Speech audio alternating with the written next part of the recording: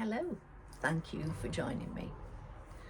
I've popped down into the summer house as this is a place that I will come usually without my phone or my camera, just with a glass of wine in the evening or with a pot of tea or coffee, and just escape. Just sit and look at the garden. So I want to pose a question about who cares for the carers. And this is so important. So many people are carers, many unpaid, unsupported, just doing it for somebody that they love, maybe a child, maybe a partner, maybe a parent. Being a carer is hard work. Being a carer for somebody for whom you care, as in love, rather than just care for their physical, their environmental needs, then it takes on a whole different skew. And it's exhausting, physically, but especially emotionally. And it might be physical problems, so there might be lifting involved. It might be Alzheimer's, dementia, so many things. But these carers carry on and on. But they have to remember themselves. Otherwise, it's back to the message given out before takeoff on an aircraft. If the oxygen mask comes down, then you fix your own first. Then you help children and those who can't manage by themselves. If you don't do that, then everybody will be short of oxygen. We'll leave it at that. And it really is vital that these carers receive support. In some areas it is provided. I know that it used to be not far from here. Whether it still remains that way, I don't know.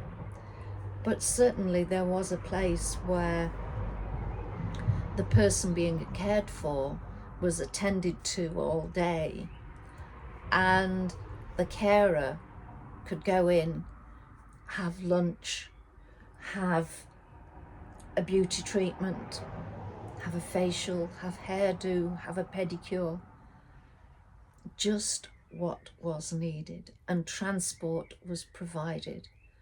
And I used to think that was amazing. And I spoke to one or two of the carers and they said, without this lifeline, I'm not sure what would happen. But with all the cuts, I don't know whether this is still provided. So if you have a friend who is a carer and you know the conditions, you know the person they are caring for, if you can just step in for half an hour, that really helps. It helps that person, the carer, can just go and have a soak in the bath for half an hour, go and have a potter in the garden by themselves, to look around, recharge their batteries, just to go. And I used to have lovely next door neighbours, and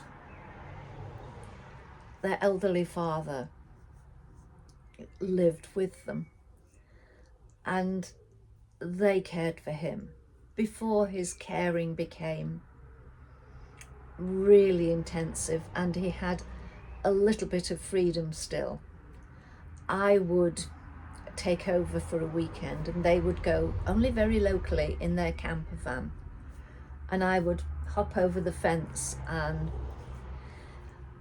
check that he was all right, sort out food, sort out washing up, just make sure he was fine, and I'd water the tubs in the garden, feed the cat.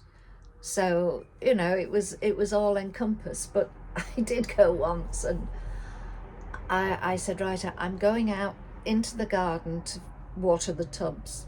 Right. And he was really very, very conscious of security, which was great, except that he forgot that I'd said that I was going in the garden, so he locked the door. He was also hard of hearing, and I hadn't taken my phone with me. It was in the kitchen, so I couldn't phone. I couldn't get from the back garden out because there were high walls. I knocked and knocked. He'd gone through into the sitting room, so was absolutely unawares. I couldn't climb over the wall, too high, and so I just had to sit it out. So I sat in a chair near to the back door and waited for him reappearing in the kitchen. I had no other choice. And he came into the kitchen, quickly knocked. He said, "Oh, what are you doing there?" I said, "You locked me out." So from that day henceforth, when I went to water the plants, I would take the key with me and my phone. It didn't happen again, obviously, but it gave us both a chuckle. And yes, but there are some carers that don't get many chuckles. When I was doing my teaching qualification, and I'd had a break of quite a few years after university for one reason and another, and had a placement in an inner city school, and I was working with one little girl, and every other word was miss. Yes, miss. Shall I read this bit, miss? Yes, that bit, miss. Yes, yes. So I said, right, yes, that will be lovely. And her reading was a struggle. So I said, oh, let's have a little talk. So I said, what did you do last night? Well, miss, I looked after the baby, miss, and my brother. Okay. I said, you know, was nobody else there, no adults? No, as soon as my mum knows I'm coming home, she goes to the pub. I didn't ask about Dad. I didn't dare. And so she said, I have to feed my brother. So I said, oh, well, what did you give him? Beans. It's beans every night. We both share a tin of beans. We just have them out of the tin cold, and then I've not got to wash up, and I've not got to light the gas because sometimes it's not working anyway. She said, then I had to get the baby ready for bed and put the baby to bed and put myself and my brother to bed. Whoa. Shock horror. Holding a candle up to a bit of the world not that far from where I was at the time, where children were struggling. And I checked with the school, and social services were involved.